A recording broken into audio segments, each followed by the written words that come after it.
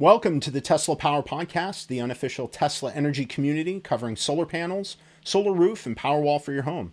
I'm Aaron Brady. Today, let's talk about Elon Musk's earning call soliloquy, Tesla Powerwall Plus, why solar roof prices suddenly soared, and a few other quick things. Let's do it.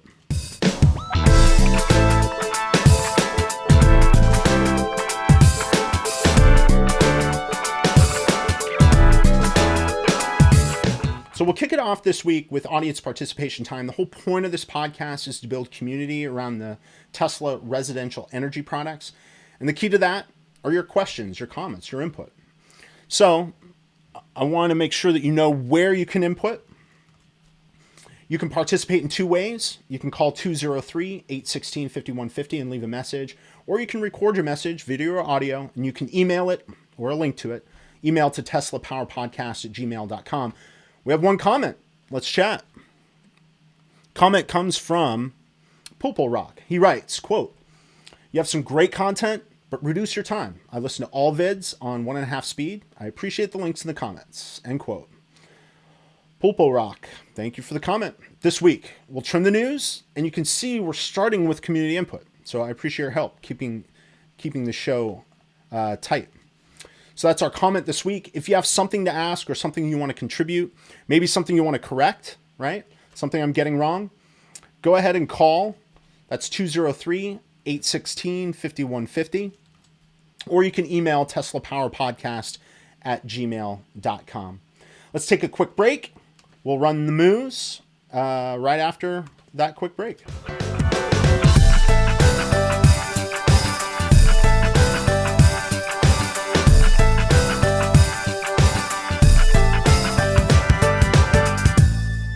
So Tesla earnings happened this week. Q1 earnings, Elon took a deep dive on the state of the Tesla residential solar products. In fact, he went on a several-minute overview on how he sees the energy ecosystem changing.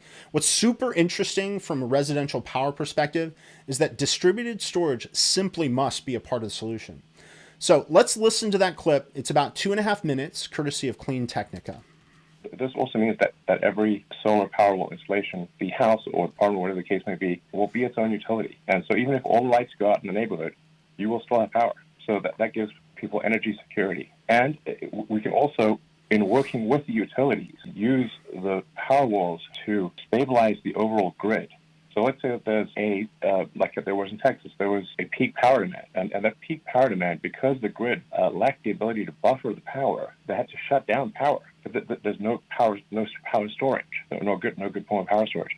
However, with a whole bunch of Powerwalls at houses, we can actually buffer the power. So if the grid needs more power, we can actually then, with the consent obviously of the homeowner and in partnership with the utility, we can then actually release power onto the grid to take care of peak power demand.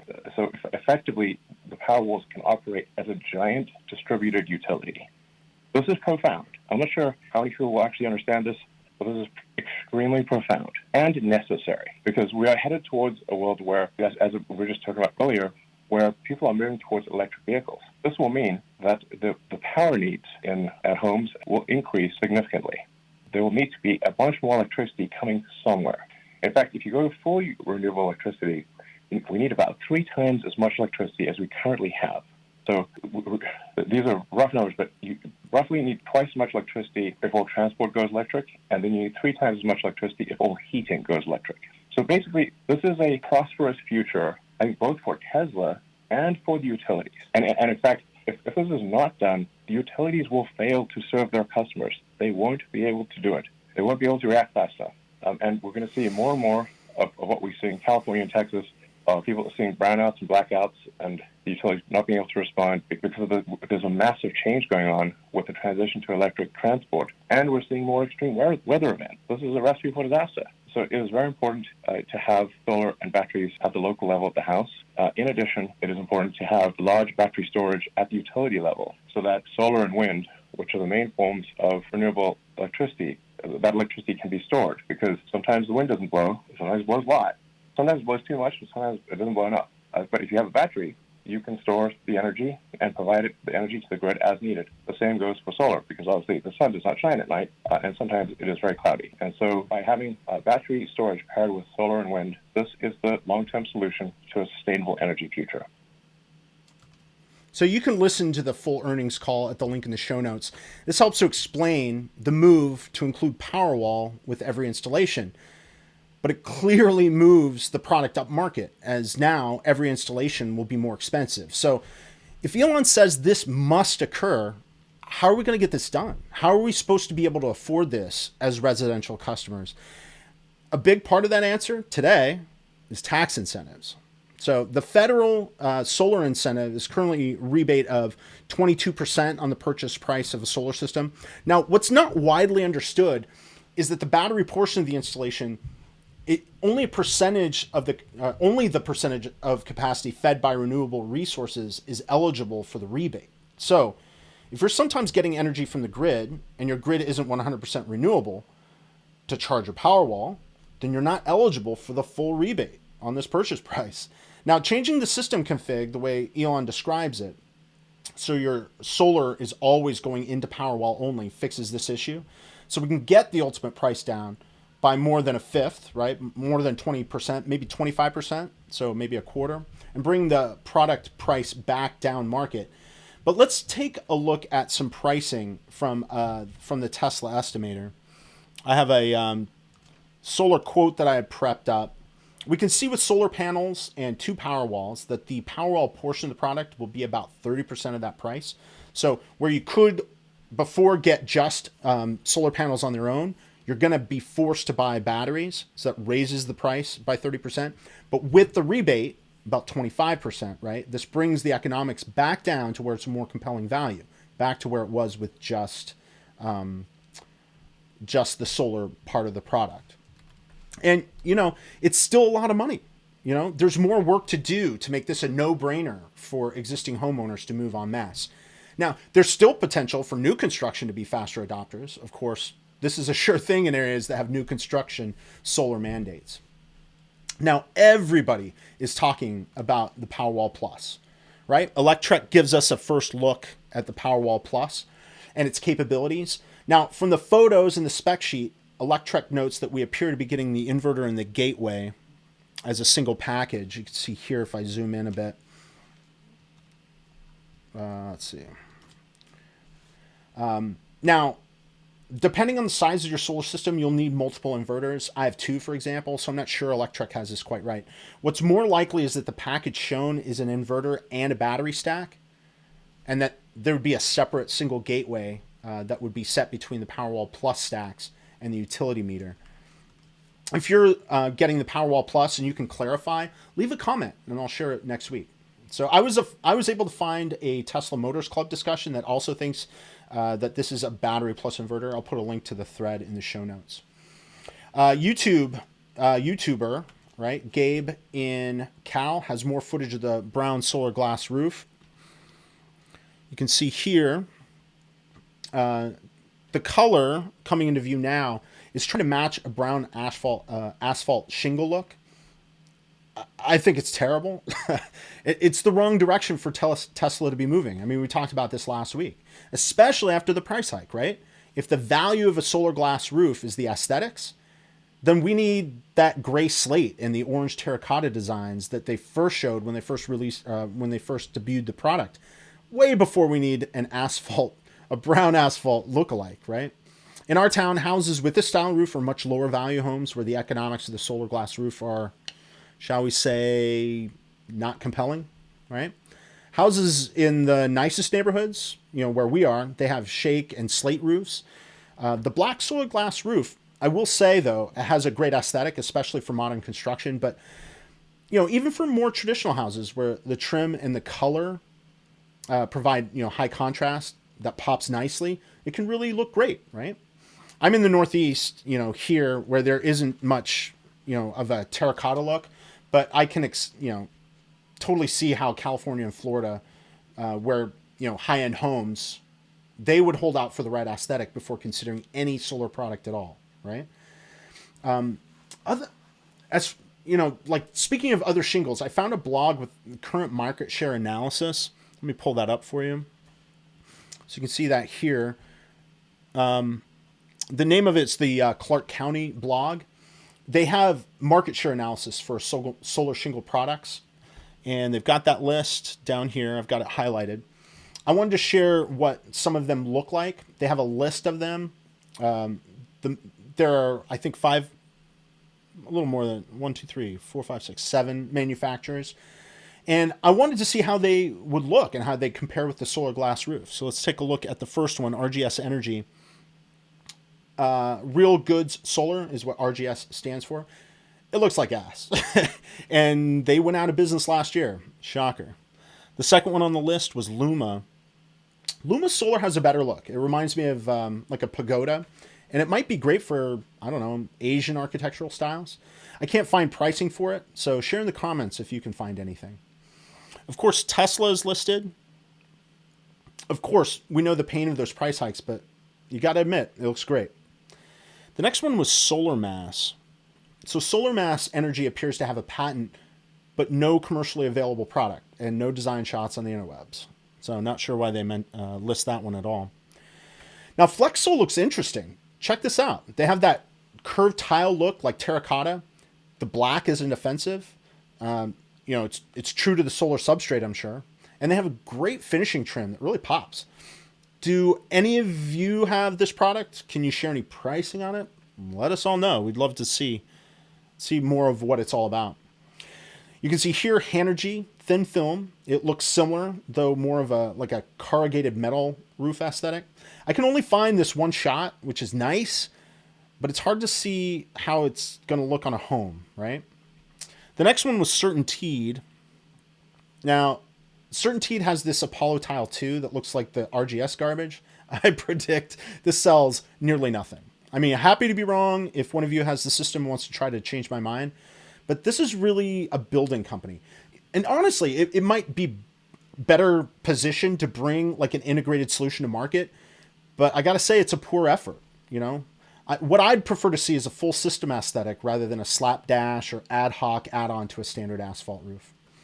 So this is really interesting to look at other options, that are currently available. If I'm missing any, send me a link. I'd love to check them out. So the last story of today is from Inverse. Inverse has an article where they do a dive into the reasons the Solarglass Roof jumped in price so dramatically. They run through a couple of example quotes. There's one for a 9.45 kilowatt roof that was 1,862 square feet. It costs 38,266. If you compare that to asphalt plus solar, that's really competitive. And that's before tax credits. So they reprint a quote that was tweeted by a LinkedIn engineer. His name's Robbie Valles, his 7.37 kilowatt system. Let's scroll down to it, actually. They show the quote here in the article. His 7.37 kilowatt system at 1,737 square feet was quoted at $34,067 before tax incentives, any tax credits. Again, that's really competitive with asphalt roof plus solar. And like I said, before tax credits. So, of course, they pivot to the nightmares later in the article. Some of you even, you've signed contracts where they cancel the contract, they requoted at much, much higher prices. The first example they give is an 18.2 kilowatt system. It was 3,395 square feet, but they don't give the non-Powerwall price. I wish they had done that so it was more of an apples to apples comparison with the before examples. Those were just roof, right, where they split the two out. Now the full system price before was $77,000, and the new quote, presumably for the exact same thing, but they don't point it out, right, was quoted at $118,000. That's more than a 50% increase. Oof. Another nightmare was first $63,000, and that increased to $85,000 2 weeks before the install. Ugh. That customer was understandably pissed, and they canceled their order. Now, Inverse pins all of this on complexity, essentially, but I think that's lazy. We have no input on the complexity of these projects before or after, right? And just to get the nightmare increase, all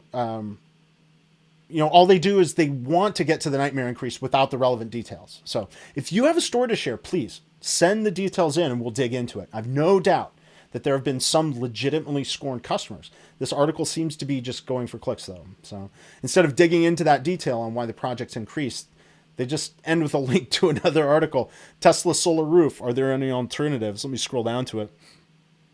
And the bait worked. I clicked. They got me. I gotta admit.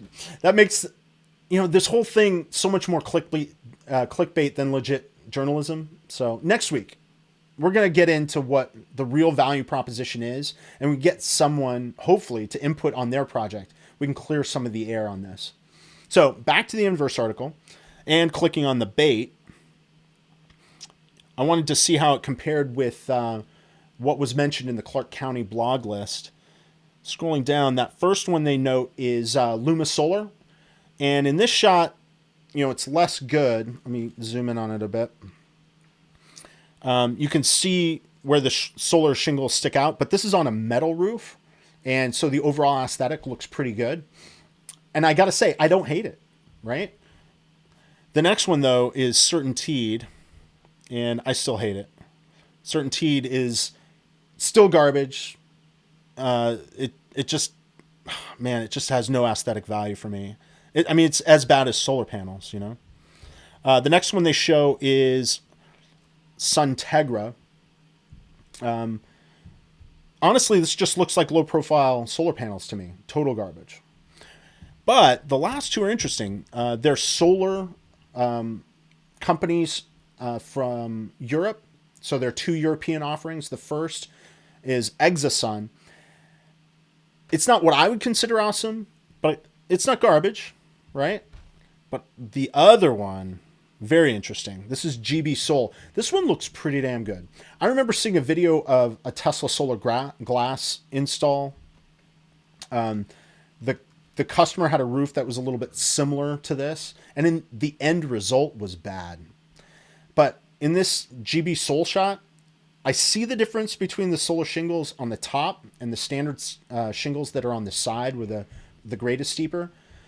But I'd say it's a lot more successful than the Tesla installation because the scale of the solar tiles, and the color in this photo anyway, are much closer. They really complement each other.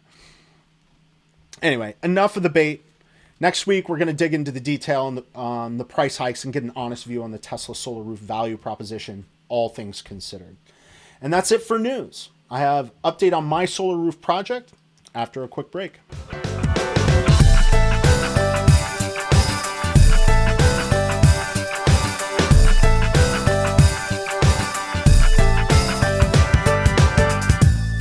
It has been a very quiet week. At the moment, I'm still waiting on the town to inspect so we can book the utility to come out. They're going to change the meter. I still have an open discussion with Tesla on pricing that's gotten zero response, which has been pretty typical throughout the process. It's hard for me to tell if they're ignoring me because they don't want to talk about it or if they just don't have the bandwidth to address my question. I'd encourage the Tesla team to look at this, see if there's some way to improve responses. Getting ghosted kind of sucks.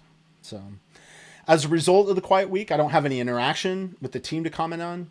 Perhaps the lack of interaction is my comment.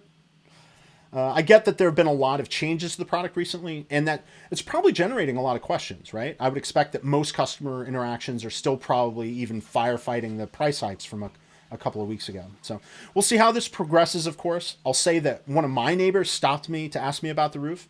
He'd been watching the installation process and knew it was Tesla, but he didn't understand why I didn't see solar panels. Mission accomplished, right? I explained what the product was, and he was pretty pumped. He complimented the look. He noted he was looking to invest in solar companies. He'll look into Tesla now, of course.